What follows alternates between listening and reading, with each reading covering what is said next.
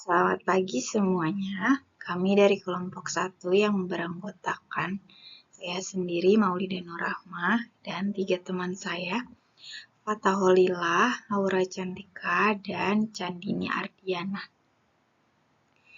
Pada kesempatan kali ini kami akan mempresentasikan mengenai program intervensi sosial yang akan kami lakukan untuk mengurangi stigma negatif pada remaja dengan autisme usia 12-18 tahun di Kota Depok melalui edukasi dan intervensi sosial. Latar belakangnya, kasus autisme terus meningkat secara global. Menurut CDC tahun 2020, prevalensi autisme di Amerika Serikat mencapai 1 dari 36 anak. Sedangkan data dari WHO tahun 2023 menunjukkan bahwa prevalensi global sekitar 1% dari populasi dunia. Di Indonesia, jumlah anak dengan autisme juga cukup besar. Kementerian Kesehatan Republik Indonesia memperkirakan ada sekitar 2,4 juta penyandang autisme dengan 500.000 kasus baru setiap tahun. Permasalahan utama bukan hanya pada jumlah kasus, tapi juga stigma sosial yang dialami anak dengan autisme. Mereka rentan menjadi korban bullying di sekolah.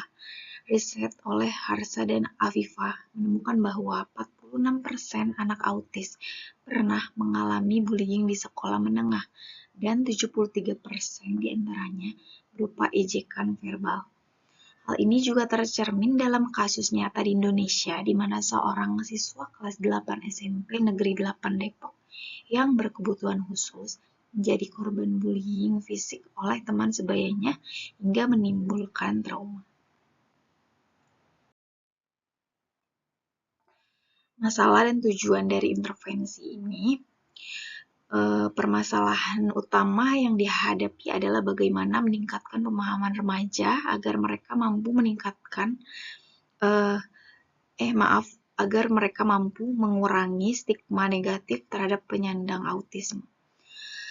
Karena remaja berada pada perkembangan sosial yang kuat, cara mereka memandang perbedaan akan sangat mempengaruhi sikap, perilaku, dan lingkungan sekolah mereka. Tujuannya, ada beberapa tujuan dari program intervensi ini.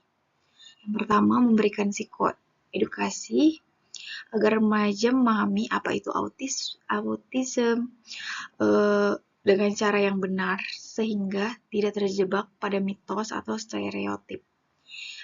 Lalu mengurangi stigma dan persepsi negatif.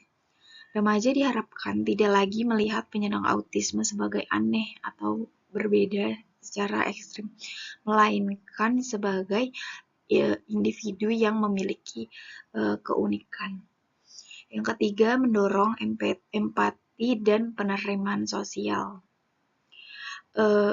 Membangun sikap peduli, menghargai, serta menciptakan lingkungan sekolah yang lebih inklusif dan ramah terhadap anak autis.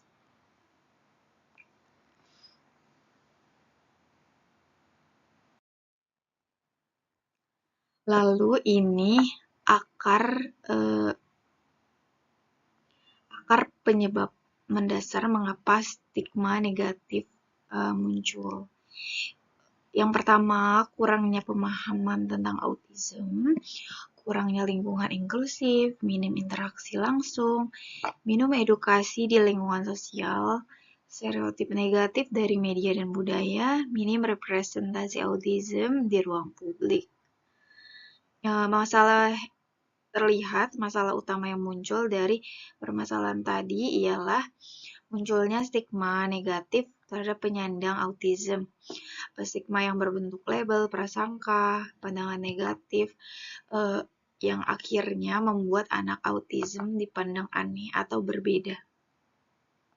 Dari stigma negatif itu muncul beberapa masalah lain, seperti persepsi negatif, minim empati dan rasa sosial, diskriminasi, bullying.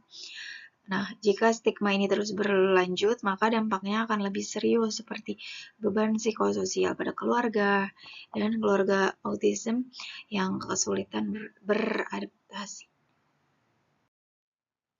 Selanjutnya ada tinjauan pustaka yang akan dijelaskan oleh teman saya yang bernama Aura Cantika. Terima kasih. Baik, selanjutnya saya akan membahas tentang tinjauan pustaka. Ada Autism Spectrum Disorder atau ASD sebagai gangguan neuroperkembangan yang memengaruhi komunikasi, interaksi sosial, dan perilaku berulang. Meskipun prevalensi globalnya sekitar 1%, pengetahuan publik mengenai autisme masih bervariasi dan dipengaruhi oleh beberapa faktor seperti budaya, pendidikan, serta pengalaman pribadi. Sebuah studi kasus di Lebanon menunjukkan bahwa 57,9% orang memahami gejala ASD, namun hanya 6,6% hingga 9,6% yang memahami penyebab atau terapinya. Studi tersebut juga menemukan korelasi antara pengetahuan yang tinggi dan stigma yang rendah. Di Indonesia, banyak masyarakat cenderung cukup memahami diagnosis autisme, tetapi masih ada mitos yang beredar tentang penyebabnya, seperti kutukan atau pola asuh yang salah. Selanjutnya ada stigma. Stigma yang didefinisikan sebagai stereotip negatif, jarak sosial, dan diskriminasi.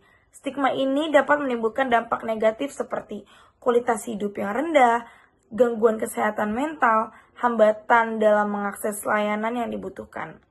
Orang-orang yang mengalami stigma seringkali menyembunyikan diagnosis mereka atau hanya mengungkapkan kepada orang-orang tertentu sebagai strategi coping. Namun, strategi ini seringkali justru menambah beban psikologis bagi mereka. Ada juga profound autism, jenis autisme dengan tingkat dukungan yang sangat tinggi menghadapi stigma yang lebih kompleks. Selanjutnya ada perkembangan remaja usia 13 sampai 18 tahun. Ini itu pada saat ini kita mengulas tahapan perkembangan remaja khususnya pada usia 13 sampai 18 tahun dengan fokus pada teori.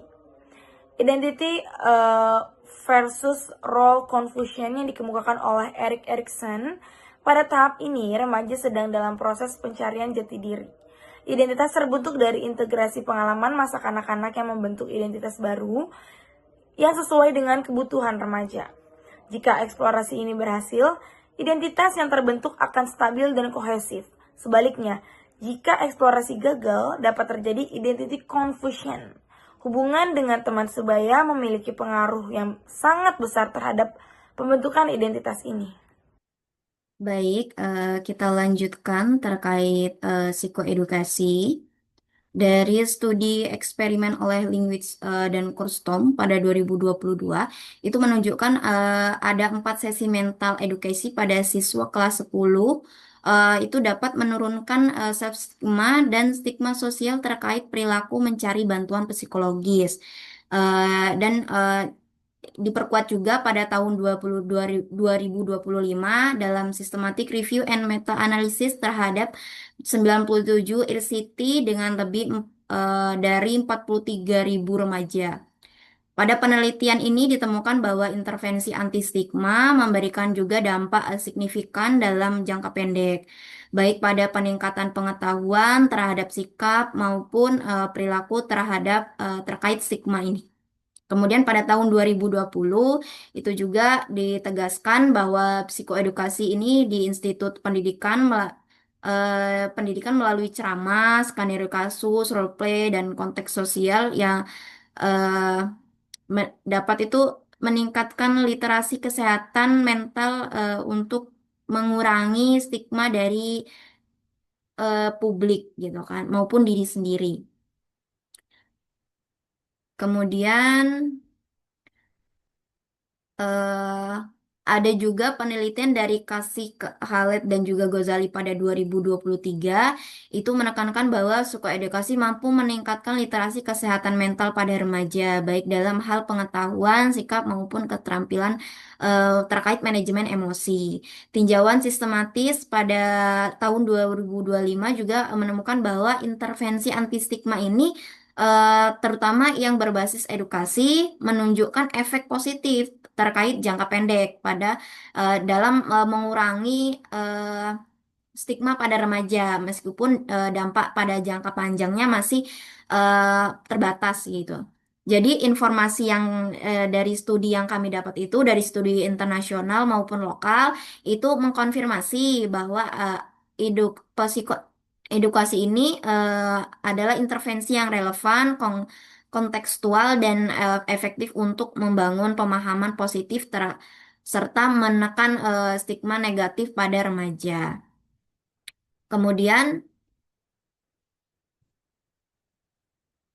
Theory of Planned Behavior atau TPB dikembangkan oleh Azen 1991 itu menjelaskan perilaku seseorang dipengaruhi oleh niat dan niat tersebut ditentukan oleh tiga faktor utama yakni sikap, norma, subjektif dan preference behavior control. Pertama, sikap ini tuh mengacu pada evaluasi individu mengenai suatu perilaku, apakah dipandang positif atau negatif. Sikap terbentuk dari keyakinan terhadap konsekuensi suatu tindakan dan evaluasi individu terhadap konsekuensi tersebut. Dalam konteks pencarian pertolongan, sikap positif terhadap pelayanan kesehatan, misalnya keyakinan bahwa terapi terapi itu bermanfaat dan akan meningkatkan niat untuk mencari bantuan. Kemudian norma subjektif itu berkaitan dengan persepsi individu mengenai tekanan sosial, yakni sejauh mana orang-orang seperti keluarga, teman, atau lingkungan sosialnya itu mendukung atau menolak suatu perilaku. Jika seorang merasa lingkungannya mendorong mencari pertolongan, maka niat akan lebih kuat lagi. Kemudian PBC, Prevents Behavior Control, yang merujuk atau menunjuk pada persepsi individu mencari sejauh mana ia merasa mampu atau memiliki kendali untuk melakukan suatu perilaku. PBC ini tuh terbentuk dari keyakinan kontrol terhadap faktor penghambat atau pendukung serta kekuatan kontrol terhadap faktor tersebut. Jadi PBC ini menggambarkan tingkat kemudahan atau kesulitan yang dipersepsikan dalam melakukan suatu perilaku gitu.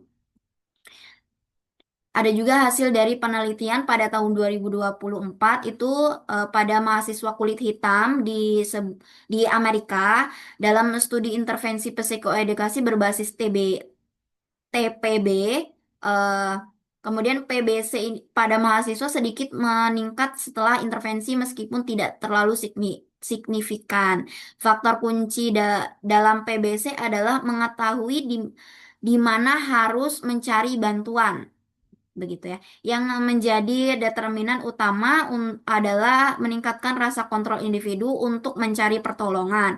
Hal ini merujuk bahwa PBC bukan hanya terkait dengan keyakinan diri, tetapi juga erat dengan faktor eksternal seperti akses informasi dan dukungan lingkungan.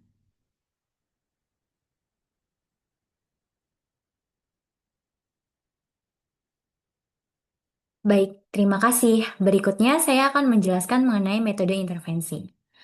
Untuk partisipan dan desain intervensinya, untuk partisipannya remaja berusia 13 sampai 18 tahun yang dimana dalam kategori sekolah menengah kurang lebih sebanyak 30 peserta. Untuk desain intervensinya sendiri berupa program psikoedukasi berbasis kelompok di mana menggunakan landasan teori of planned behavior yang dimana fokusnya itu pada perceived behavioral control. Untuk alat dan materinya yaitu berupa modul psikoedukasi, materi tentang autisme juga stigma, dan salah satu bentuk modulnya itu berupa media audio visual, video singkat, testimoni dari penyandang autisme. Kemudian dilanjutkan dengan diskusi kelompok dan refleksi sosial, dan juga terdapat latihan keterampilan berupa role play atau simulasi kasus. Untuk prosedur intervensinya sendiri, durasinya itu kurang lebih di 60 menit per sesi, dilakukan sebanyak 4 kali pertemuan. Sesi satunya itu pengenalan autisme dan pemahaman dasar tentang autisme juga stigma. Kemudian sesi keduanya dilanjutkan dengan diskusi stigma dan norma sosial, dan dilanjutkan dengan refleksi kelompok. Kemudian sesi ketiganya itu latihan keterampilan berupa role play atau simulasi kasus, dan sesi keempatnya itu refleksi diri plus strategi untuk berinteraksi dengan penyandang autisme. Untuk evaluasi dan analisisnya menggunakan pre dan post perceived behavioral control. Kemudian kami juga meminta feedback atau testimoni dari para peserta mengenai pengalaman dan perubahan persepsi yang dialami. Dan untuk analisisnya itu berupa uji komparatif sederhana, hasil perbandingan dari skor pre dan post. Sekian pemaparan intervensi dari kelompok 1. Kurang lebihnya mohon maaf. Wassalamualaikum warahmatullahi wabarakatuh.